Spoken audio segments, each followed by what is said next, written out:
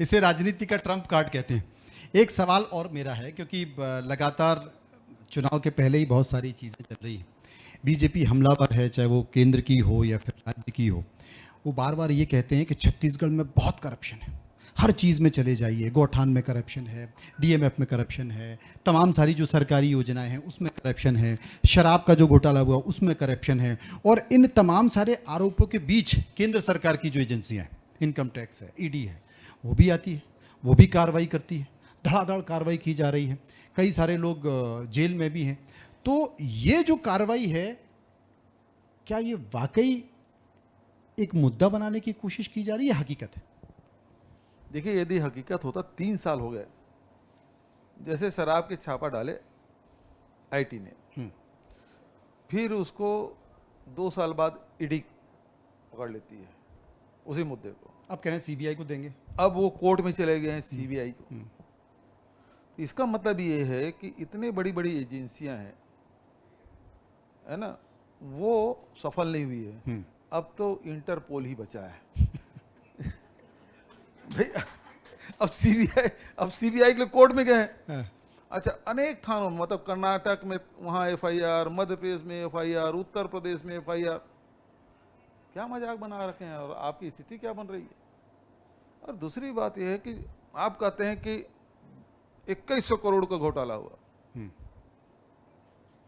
अब संपत्ति जो जब्त कर रहे हैं वो 200 करोड़ भी नहीं पहुंच पा रहा है। जो पैतृक संपत्ति लेके जो 2018 से पहले जो अर्जित उनकी संपत्ति है उसको करोगे तो 200 करोड़ नहीं पहुंच रहा है। और मजेदार बात यह है कि यार, नकली होलोग्राम की बात आपने कही जी, नकली होलोग्राम की बात आप कर रहे हैं, तो नकली होलोग्राम लगेगा कहाँ? डिस्टिलरी में।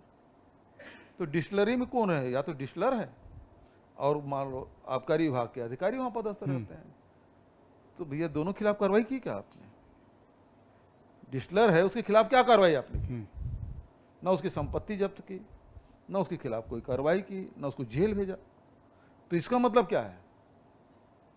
इसका मतलब ये है कि मतलब सबसे पहली बेनिफिट, जो सबसे पहले जो लाभ पाएगा कौन पाएगा? जो डिस्टिलरी है, डिस्टिलर है, वही सबसे पहले लाभ पहुंचा पाएगा। तो उसको तो आपने छोड़ दिया। तो इसका मतलब यह है कि आपका उद्देश्य ही गलत है।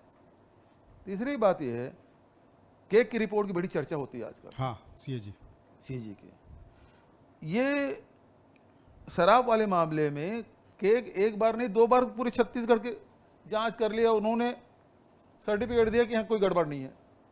वो भी केंद्र की एजेंसी है। वो भी केंद्र की एजेंसी है। और केंद्र सरकार के पास ही विभिन्न एजेंसियों के, विभिन्न विभागों के 1 लाख केस हैं जो गृह मंत्रालय के पास पड़े हैं। 1.25 लाख के आसपास। 1.25 लाख। मैं तो 1 ही लाख तक था, आप 25 और जोड़ दिए, 1.25 लाख हो गया। लेकिन उसमें क्या कार्रवाई कर रही? मतलब 1.25 लाख यदि केसेस केंद्र के पास है, हमारे पास तो एक आबकारी का है, दूसरा कोयले का है, तीसरा अभी कहीं कहीं घूम रहे हैं वो महादेव ऐप के, तो उसमें तो हम लोग तो सैकड़ों कार्रवाई कर चुके हैं। और पिछले साल भर से उसका नेटवर्क बड़ा है। अब तो लुकआउट भी हमने जारी करवाया है। ऐसा क्यों हो रहा है फिर? भाई, सीधी सी बात है कि आप यहाँ आपके कार्यकर्ता लड़ाई लड़ नहीं पा रहे हैं, तो उसके 2 विंग हैं जो बड़े मजबूत हैं, ईडी और आईटी। अब दोनों भी सक नहीं पा रहे हैं। तो तीसरी एजेंसी, चूंकि सीबीआई को हमने छत्तीसगढ़ में प्रतिबंधित कर रखा है, तो कोर्ट के माध्यम से उसके तीसरे मजबूत साथी भेजना चाहते हैं। और चौथी बात यह है कि ये वो जानते हैं, भाई 9 सांसद उनके हैं लोकसभा में, विधानसभा में हमारे 71 हैं, तो उसको संतुष्ट होना चाहिए। हमारे 11 में 9 हमारे हैं, दूसरा यहाँ 90 में 71 हमारे हैं। तो तोड़ फोड़ भी नहीं कर सकते, न कर्नाटक कर सकते, न महाराष्ट्र कर सकते, न मध्य प्रदेश कर सकते, है ना। तो तोड़ फोड़ भी नहीं कर सकते, क्योंकि आपका 13 तो है ही, कितना मिलाइएगा उसको बहुमत लाने के लिए? तो वो संभव ही नहीं है। इसका मतलब यह है कि आप अपने मित्र को लाभ पहुंचाने के लिए, क्योंकि यहाँ जो आयरन और की खदान है वो 5 साल में हाथ नहीं लगा पाया। कोयला के खदान और भी हैं जिसमें निगाह है, उसको भी आप छू नहीं पा रहे हैं, क्योंकि हमने उसको एलिफेंट कॉरिडोर बना दिया है। तो दोनों उद्देश्य की पूर्ति नहीं हो पा रही अपने। लेकिन बीजेपी के लोग आरोप लगाते हैं कि राहुल गांधी अडानी जी को उनके ऊपर आरोप लगाते हैं, और तमाम ऐसी कांग्रेस शासित सरकारें हैं, चाहे वो राजस्थान है या फिर छत्तीसगढ़ है, वो रेड कारपेट बिछाकर उनका स्वागत करती है हमारी इन्वेस्टर मीट में। हमारी स्मृति बहन के बयान आया था लोकसभा में जी कि जमीन हम लोग दे रहे हैं। जमीन हम लोग ने नहीं दिया भाई, केंद्र सरकार दी है, और यहाँ राज्य सरकार में सरकार तो भारतीय जनता पार्टी की थी, तब जमीन मिला है। तो वहां लोकसभा में भी गलत बयानी कर रही हैं। भूपेश जी ठीक है, लेकिन क्या भारतीय राजनीति में, क्योंकि जो स्वरूप हुआ है पिछले 6-7 सालों में भारतीय राजनीति में, अगर ये ट्रेंड डेवलप हो गया तो आने वाले समय में क्या होगा कि अगर केंद्र में मैं हूं तो मैं उन राज्यों के खिलाफ कार्रवाई करूंगा, लाइन के पार जाकर कार्रवाई करूंगा जहां विपक्षी राजनीतिक पार्टियां। कल परसों आप भी केंद्र में आ सकते हैं, तो क्या ये प्रथा चलेगी?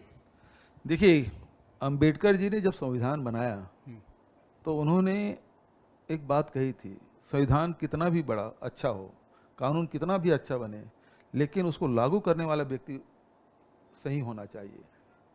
तो यदि संविधान को या कानून को गलत ढंग से उपयोग कर रहे हैं, तो ये लोग हैं वो उपयोग कर रहे हैं, फिर कांग्रेस को बिठा दीजिए, दुरुपयोग नहीं करेंगे इस प्रकार से भाई। अच्छा, आप नहीं ऐसा करेंगे भाई? ऐसा है, बिच्छू के गुब्बारा तो अंदर होगा। देखो संत और बिच्छू के स्वभाव में क्या अंतर है? साधु है, वो स्नान कर रहा था, वो अर्घ दे रहे थे सूर्य भगवान को, अचानक उसके अंजलि में बिच्छू आ गया, काट लिया। अब साधु है, वो तो बचाने की कोशिश कर रहा है, क्योंकि वो तो सर्वे भवन्तु सुखना वाले हैं, लेकिन वो बिच्छू वो डंक मार रहा था। वो एक बार नहीं, 2 बार नहीं, 3 बार। तो एक आदमी जो किनारे खड़ा था बोले, महाराज वो डंक मार रहा, फिर बचाने की कोशिश कर रहे हो आप? तो बोले, जीव को बचाने की कोशिश कर रहा हूँ, वो अपने स्वभाव के अनुसार काम कर रहा है, मैं अपने स्वभाव के हिसाब से काम कर रहा हूँ। तो जो बैठे हैं वो अभी अपने हिसाब से काम कर रहे हैं, हम जब आएंगे तो हम अपने हिसाब से काम करेंगे। लेकिन छत्तीसगढ़ में ऐसे बहुत सारे लोग घूम रहे हैं जो कहते हैं कि साहब हमको डंक मार दिया भूपेश बघेल ने। मैं समझता हूँ भारतीय जनता पार्टी के जितने भी नेता और कार्यकर्ता हैं सब सुरक्षित हैं। यदि कार्रवाई करना होता तो मैं कार्रवाई नहीं कर देता। ब्रिजमोहन अग्रवाल के खिलाफ ईओडब्ल्यू में रमन सिंह ने FIR कराया था, केस रजिस्टर कराया था, हमने कार्रवाई की क्या? नहीं किया। और बहुत सारे लोग हैं। हो सकता है कि आपका टारगेट कोई 1 हो 2 हो ना, बदले के भावने से, मैंने पहले दिन कहा मैं बदले के भावने से राजनीति नहीं करूंगा, मैं छत्तीसगढ़ में बदलाव की राजनीति करूंगा। यहाँ बदलाव होना चाहिए छत्तीसगढ़ में, वो भी सबके जीवन में, चाहे वो मजदूर हो, चाहे वो किसान हो, चाहे वो महिला हो, चाहे नौजवान हो, व्यापारी हो, चाहे उद्योगपति हो, सबके जीवन में बदलाव आना चाहिए। और बदलाव की लाने की हमने कोशिश की और उसे सफलता भी मिली। सफलता आपको मिली, लेकिन चूंकि केंद्र की चिंता 2024 भी है और आप भी दिल्ली में बहुत महत्वपूर्ण तौर पर देखे जाते हैं, क्योंकि आगे आने वाला समय जो भारतीय राजनीति का है और जो कुछ चुनिंदा लोगों के इर्द गिर्द घूमता है, उसमें एक भूपेश बघेल भी है। मैं आपको बताना चाहता हूँ, वक्त बताएगा। लेकिन एक इंडिया गठबंधन बना है और उस इंडिया गठबंधन में तमाम विपक्षी पार्टियां एक साथ आई हैं बीजेपी के खिलाफ कि 24 में अपने को हिसाब किताब लेना है। लेकिन उन्हीं कुछ पार्टियों में से जब AC के कमरों में बातचीत होती है तो सहमति बन जाती है। लेकिन आपने देखा कि संसद में किस तरीके से दिल्ली में जो अध्यादेश लाई केंद्र की सरकार, उसका कांग्रेस पार्टी ने भी समर्थन किया और कुछ कांग्रेस पार्टी के नेताओं ने इस पर नाराजगी भी व्यक्त की। लेकिन विधानसभा चुनाव छत्तीसगढ़ में हो रहा है तो अरविंद केजरीवाल आते हैं, अपने साथ गारंटी लेके आते हैं और कांग्रेस की सरकार को, जिनके साथ वो गठबंधन में जा रहे हैं, उनको कोस कर चले जाते हैं, आपको कोस कर चले जाते हैं। देखिए, इंडिया जो बना है तो उसमें उस गठबंधन से वो कितना ताकतवर है इसका अंदाजा इसी बात से लगाया जा सकता है कि देश के प्रधानमंत्री उसको घमंडिया कह रहा है। तो यदि प्रधानमंत्री जी उसमें रिएक्ट करे और इस प्रकार के शब्दों का प्रयोग करे, इसका मतलब यह है कि इंडिया जो गठबंधन बना वो सबसे ताकतवर है, मजबूत है, और उससे भारतीय जनता पार्टी सत्ता पार्टी में घबराहट है। अब उसके बाद अब खोज रहे हैं कि केजरीवाल क्या कर रहे हैं, कि वो क्या कर रहे हैं। अब वो नुक्ताचीनी निकालते रहिए। ये 2024 की गठबंधन है, 2023 के लिए नहीं है।